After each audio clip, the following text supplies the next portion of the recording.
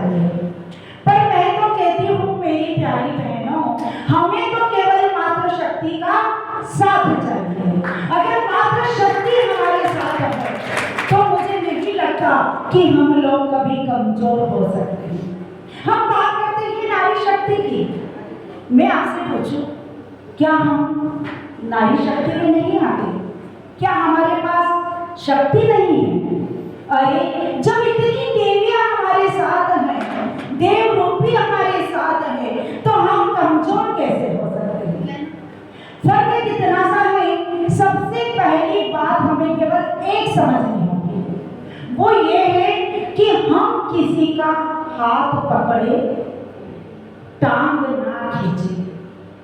हम लोग क्या करते हैं, हमारे अहम को लेकर हम कभी यह नहीं सोचते कि मैं आगे हूं और मेरे आगे भी कोई होना चाहिए।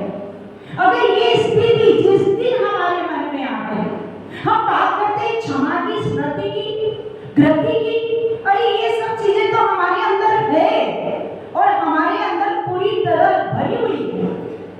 फर्क कितना सा है कि हम उन शक्तियों का विलोपीकरण कर चुके हैं, उसको घटा चुके हैं।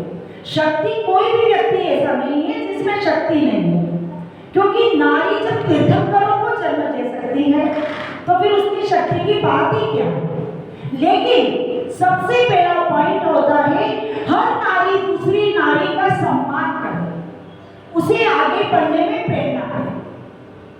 अगर वह इस तरह की बात करेगी तो नारी शक्ति तो कल भी आगे थी और आज भी आगे ही रहे। मैं एक छोटी सी बात कहना चाहूंगी। आप सबके घर दूध आता है, दूध सबने देखा, कितने रुपए किलो दूध आता है? कम से कम 40 रुपए, 50 रुपए, 60 रुपए, ठीक है। हद से हद हम उसको मान लेते हैं कि 100 रुपए। अब देखिएगा, इस उदाहरण से आप समझिएगा कि नारी शक्ति कहां तक जा सकती है। 40 रुपए के दूध को दही जमा दिया जाता है, उसका भाव कितना हो जाता है? थोड़ा बढ़ेगा ना, कम से कम 80 रुपए, ठीक है। फिर उसका मक्खन निकाल लिया जाता है तो उसका भाव फिर बढ़ जाता है। उसका पनीर बना दिया जाता है, फिर उसका भाव बढ़ जाता है। मावा बना दिया जाता है, फिर उसका भाव बढ़ जाता है। और फिर अगर घी बना दिया जाए तो उसका भाव और भी बढ़ जाता है। छोटी सी बात है लेकिन बड़ी गहराई है, समझिएगा। क्या 40 रुपए का दूध भी सफेद था, मक्खन भी सफेद है, मावा भी सफेद है, घी भी सफेद है, पनीर भी सफेद है। उसे तपाया गया, उसे बेला गया, उसे बिलोया गया, उसे जमाया गया, लेकिन उस 40 रुपए के दूध में 700 रुपए का घी छिपा हुआ है। अगर ये बात हम जान जाए तो हमें पता चल जाएगा कि हमारे अंदर कितनी शक्ति है। क्योंकि 40 रुपए के दूध को तपाया, बेचारे ने रंग नहीं बदला, वो घी बन गया, फिर भी उसने अपना रंग नहीं बदला। और हम नारी पल पल में अपना रंग बदल देती है। हम माता हैं, कभी बहन, कभी पत्नी, कभी माता, पता नहीं कितने रूप हमारे हैं, पर हर रूप का हम लोग पल पल में क्या कर देते हैं? रूप बदल देते हैं, परिवर्तन कर देते हैं। माँ जब बनती है तो वात्सल्य रहता है मन में, और बहन बनती है तो प्रेम रहता है। लेकिन वही नारी अगर किसी नारी के लिए काम करे तो उसकी सोच ही बिल्कुल बदल जाती है। हमें नारी शक्ति को अगर आगे बढ़ाना है, नारी शक्ति को अगर आगे लाना है और हमारी जो शक्ति है उसको बिल्कुल हमारी मुट्ठी में करना है, तो सबसे पहले हमें ऐसी संस्थाएं, ऐसे मंडलों का गठन करना है जहां पर नारी नारी से जले नहीं, नारी नारी को आगे लाने के लिए प्रेरित है। यह जो समय मिला है ना हमें, चलिए एक प्रश्न मैं आपसे और पूछ लेती हूँ। आपने घड़ी तो देखी होगी, रोज देखते हैं, आपने उस घड़ी से कभी कुछ सीखा है? कुछ सोचा है कि ये घड़ी हमें क्या कहती है? ये प्रश्न है मेरा आपसे, कभी सोचा है? बस समय देखते हैं, है ना? नहीं, आप आज घड़ी को ध्यान से देखिएगा। घड़ी में 12, 1, 2, 3, 4 और लास्ट में वापस 12। अब आप देखिए 12 और 1 13, है ना? फिर 11 और 2 13, फिर 10 और 3 13, फिर 9 और 4 13, फिर 8 और 5 13, 7 और 6 13। हो गई अपनी घड़ी पूरी। ये घड़ी हमें ये कहती है कि ये समय तेरा है, अपना ले उस समय को। तू इस समय को, जिस समय तूने गवा दिया, तो तेरा नारी होना भी सार्थक नहीं। हर व्यक्ति को समय दिया जाता है, हर व्यक्ति को। वो जो समय मेरे में है वो समय आप में है, पर फर्क इतना सा है कि एक नारी अगर कुछ कर सकती है तो वो ब्रह्मा को त्यागे तो ही वह कुछ कर सकती। तभी हम कह सकते हैं कि कुटुंब प्रबोधन शब्द तो कितना छोटा सा, कुटुंब प्रबोधन, लेकिन इसमें सारा समाज, सारा परिवार समाया हुआ। लेकिन हम इसको कुटुंब अलग करके प्रबोधन शब्द को अलग करके चले और फिर बात करते हैं नारी की शक्ति कैसे होगी। बताइए आप मुझे कि हम नारी शक्ति की बात करें और नारी को आगे नहीं लाने दे, तो फिर तो हो गया।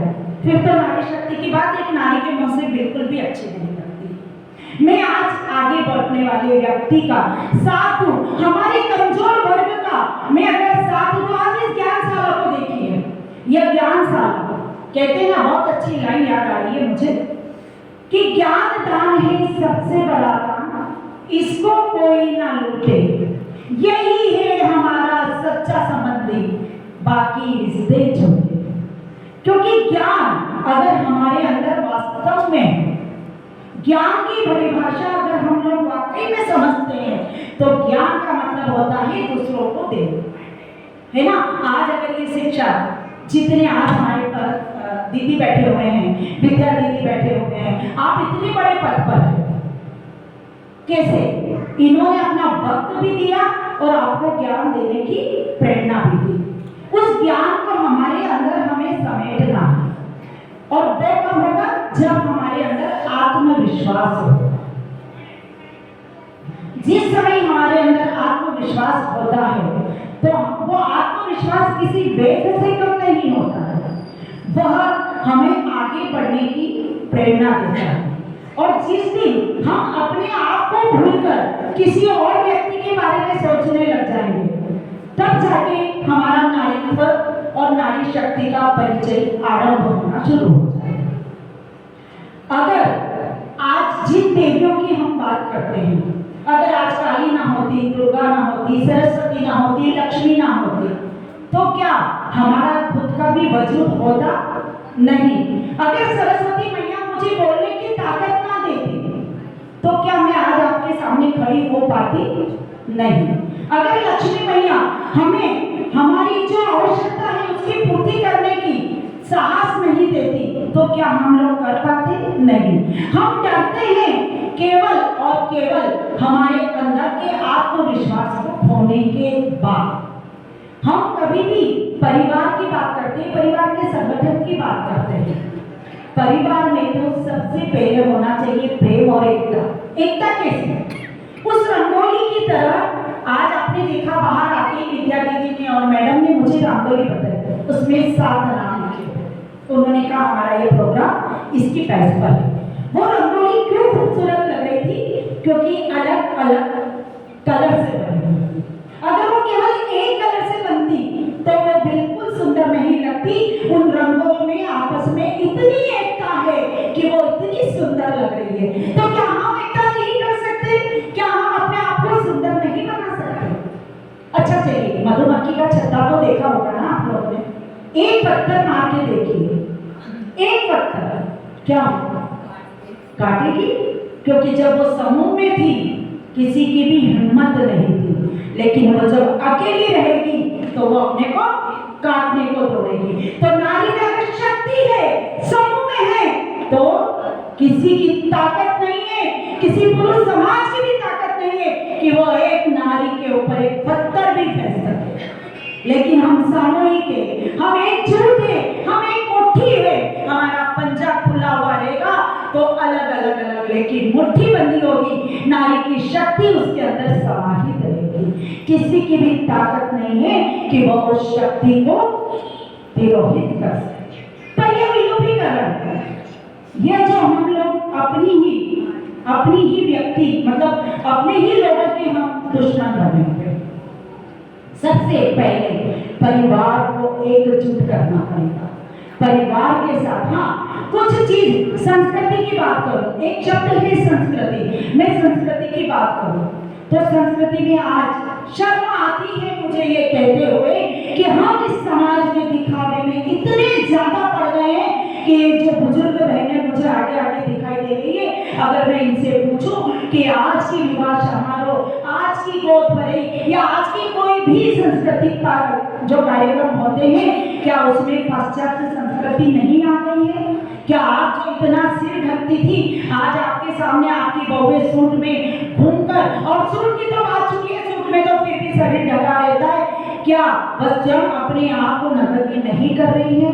तो आपके लिए बिल्कुल कर रही है। और हम हमारे घर की जो बुजुर्ग महिला हैं, आज हम जिस चीज को छिपाते थे उसको उजागर कर रहे हैं और समझ रहे हैं हम तो इस पाश्चात्य संस्कृति को ला रहे हैं और हमारी भारतीय संस्कृति को हम लौट कर रहे हैं। हमें भी जब वो सारी चीजें दिखती है विवाह समारोह से लेकर जो दिखावे की गोद भराई, आजकल हमें शर्म आती जब इंस्टाग्राम पर हम गोद भराई के पिक देखते हैं तो लगता है ये गोद भराई जो हमारी सासू जी कहती थी, बेटा तुम गर्भवती हो गई हो, जरा छिप के रहना, वहां उजागर हो गए।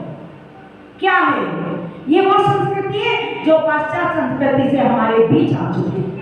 और आज हमारी बहुएं जब ये करती है, बेचारी सास पे एक शब्द नहीं बोल सकती है क्योंकि वो कहती है आप चुप रहिए, आपको पता नहीं हम किस समाज में जी रही है और हमारा समाज अलग है। नहीं बहनों, समाज तो मौका वही है, लेकिन सोच हमने बदल दी है। क्या आज नारी साड़ी में अच्छी नहीं लगती है? आज अगर हमारा पल्लू ऐसा हो तो क्या हम अच्छे नहीं लगते हैं? लगते हैं। हमें खूब आशीर्वाद मिलता है जब हम बुजुर्ग के सामने सिर ढककर उनके चरणों को स्पर्श करते हैं, जब उनसे आज्ञा मांगते हैं, उनसे कहते हैं मुझे जाना है, मैं जाना चाहती हूँ, तो वो इतने खुश हो जाते हैं कि ये नारी देखो, एक आज की नारी मैं जा रही हूँ। आज्ञा शब्द ही हट चुका है और ये बुजुर्गों का जो आशीर्वाद हम लोग लेना चाह रहे हैं ना, वो बुजुर्गों का आशीर्वाद हमें नहीं मिल रहा है। इसलिए बुजुर्गों का आशीर्वाद नहीं मिल रहा है तो दुआएं कम और दवाइयां ज्यादा आ गई। हर घर में आजकल दुआएं कम और दवाएं ज्यादा आ गई है क्योंकि बुजुर्गों का हम लोग आशीर्वाद नहीं ले पा रहे हैं। परिवार को समर्थित करने के लिए, नारी में शक्ति का जागरण करने के लिए इन बुजुर्ग जो कि तने के समान है, पेड़ के समान है, जिनकी छाया में रहकर हम अपने आप को महफूज समझते हैं, वह उनका लोभ हम स्वयं कर रहे हैं, उनका आशीर्वाद हम ले ही नहीं पा रहे, हमको वृद्धाश्रम तक पहुंचा रहे हैं। और जब हम वृद्धाश्रम में किसी बुजुर्गों को कुछ सामान देने के लिए जाते हैं तो वो बेचारे चुपचाप कहते हैं हम बहुत करोड़पति घर के हैं, पर क्या करे बेटे बहू के पास टाइम नहीं है तो हमें यहाँ छोड़ दिया। कितनी शर्म की बात है, कितनी शर्म की बात है एक महिला के लिए। अगर एक महिला की ये बात सुनेगी उसके पास टाइम नहीं था तो उसने अपने बुजुर्गों को वृद्धाश्रम पहुंचा। नारी शक्ति की अगर बात करनी है, हमारी शक्ति तो कल भी वही थी जो आज है, लेकिन बस ये छोटी छोटी बातें हमारे अहम का त्याग, हमारी एकता का परिचय, हमें क्षमा, अरे जरा सा किसी ने कुछ कह दिया हम उसे क्षमा नहीं कर पाते और बातें करते हैं क्षमा कर देना चाहिए। अरे मन में इतनी राग द्वेष की गांठें हैं और हम क्षमा की बातें करते हैं। कहाँ गई वो नारियां पुरानी जो कितनी कितनी बातें होने पर अपने बेटे के खूनी को भी माफ कर देते थे और हम अपनी सहेली ने जरा सा कुछ कह दिया हम उसे तक माफ नहीं कर देते हैं। तो ये नारी शक्ति की ये जो छोटी छोटी बातें अपने ही अंदर है ना, बस हमें केवल उसे ही दूर करना। नारी शक्ति के लिए बोलने के लिए तो बहुत कुछ है। हमारी बहनें जो बहुत अच्छी वक्ता है वो दोनों भी यहाँ पर बैठी हुई है, अगर मैं ही बोलती रहूंगी तो फिर ये लोग क्या बोलेंगे। बस लास्ट में मैं केवल एक बात कहना चाहती हूँ कि मंजिलें यूं ही नहीं मिलती, यकीनन जुनून जगाना पड़ता है। चिड़ियों से पूछा, अरे घोंसला कैसे बना? तो उसने पूछा, तिनका तिनका उठाना पड़ता है, तिनका तिनका उठाना पड़ता है। तो बस हम भी एक तिनका तिनका इकट्ठा करें और नारी शक्ति जो कल भी थी, आज भी है और कल भी रहेगी, उस नारी को एकजुट करें और बन सहारा बेसहारों के लिए, बन किनारा बेकिनारों के लिए। अरे अपने लिए जिए तो क्या जिए, हम जिए हजारों के लिए, हम जिए।